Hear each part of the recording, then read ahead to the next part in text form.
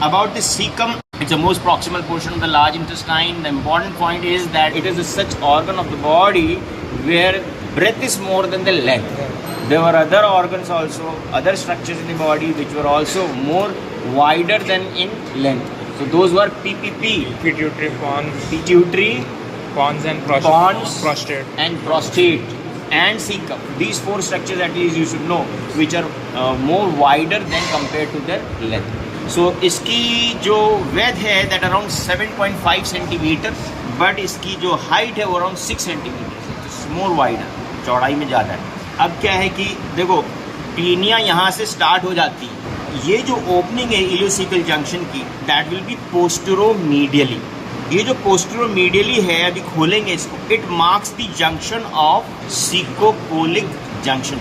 इसका जो वॉल्व होगा अंदर, बाइलेमाइनर वॉल्व होता है, upper valve marks the junction of caecocolic junction. इसी के around 2 centimetre below, so postero inferior to the ileocecal junction, you find is this worm-like structure attached. This is called the appendix. So appendix also will be opening inside this. वहाँ पे भी there will be ostia or an opening of the appendix.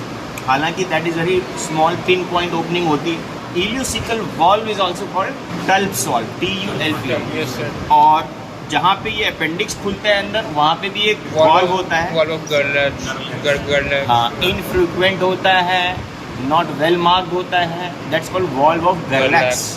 अब क्या है, gross features बता रहे हैं. Remember this caecum and appendix, they are being developed from the caecal bud which is arising from the post arterial segment of the midgut loop. Midgut loop जो निकलता herniate करता है during the course of development of the GIT. तो there was this superior mesenteric artery forming an axis of that loop. Post arterial segment of the midgut loop में एक diverticulum arise होता है, that's called sickle बड.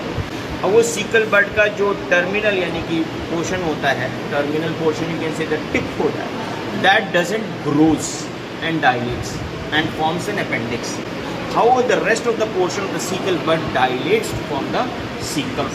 ये जो taenia है, ये taenia appendix से ही बनना शुरू होती है. यानी टीनिया जैसे through the length of the large intestine होता है, तो इसका proximal end of the 3 taenia are actually converging towards the appendix.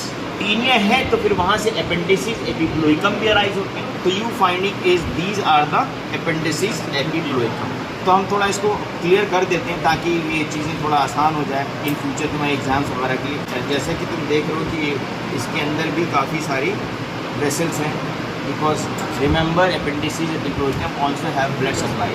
निकालो इसको.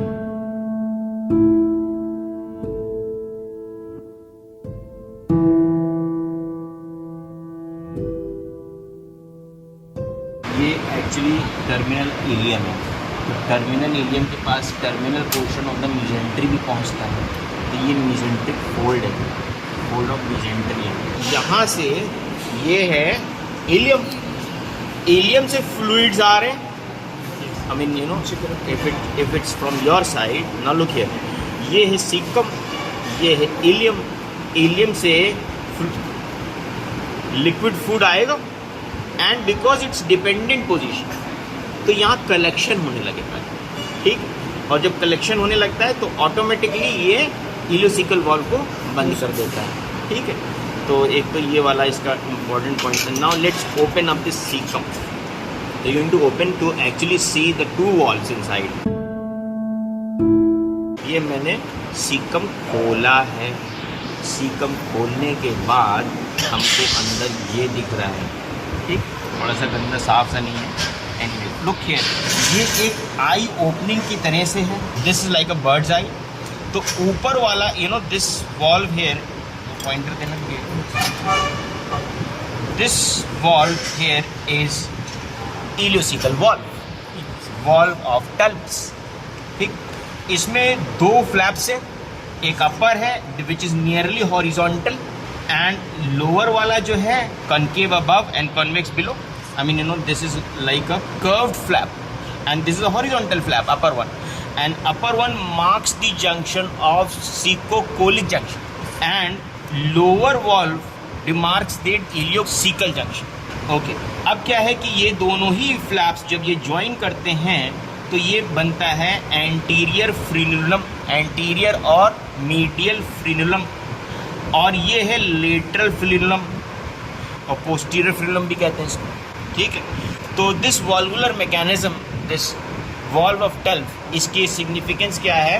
Firstly it actually slows down whatever was coming from here, from this ileum, that shouldn't go like you know pipeline की तरह से तेज़ी से सब कुछ drain हो रहा है इसमें, ठीक। तो ये है to slow down the propulsion of food from the ileum to the caecum, धीरे धीरे आएगा। दूसरा है रिफ्लेक्स क्लोजिंग है, क्योंकि सीकम फिल होगा तो सीकम इसको रिफ्लेक्सली क्लोज कर देगा। एंड नाउ हम इसी वॉल्व के 2 centimetre infero posteriorly when you looking down, तो हम ये अपेंडिक्स देख चुके हैं। इसके 2 सेंटीमीटर बिलो एंड बिहाइंड हम यहाँ पे देखते हैं तो अंदर एक ओपनिंग दिख रही है, दिखेगी, ये है opening of the appendix, this is the opening of the appendix, दिख रही है, देखो इसमें पीछे एक बॉल लगाओ तो पॉइंटर्स, हाँ ये ओपनिंग आ रही है अपेंडिक्स की, this is the opening of appendix, क्योंकि ये बहुत माइन्यूट ओपनिंग होती है, पिन पॉइंट ओपनिंग होती है, और अडल्ट में नियरली अंदर जाके ये ब्लॉक भी हो जाती है। और इसमें एक्चुअली एक फेंट इरेगुलर वॉल्व होता है म्यूकोजल फोल्ड का, दैट्स कॉल्ड वॉल्व ऑफ गरलैक्स, ठीक। तो ये है appendicular opening in the caecum and ये है इलोसिकल वॉल्व ऑफ टल्फ।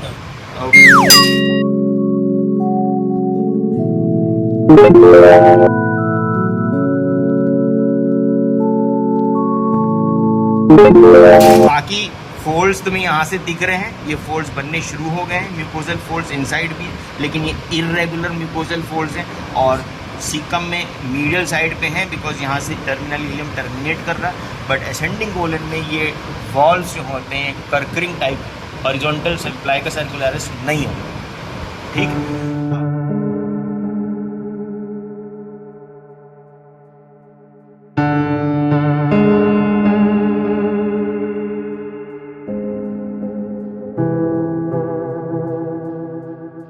अब नेक्स्ट फिर किसी दिन इनको भी इलाबरेट करके सिग्मॉइड कोलन भी देख लेंगे।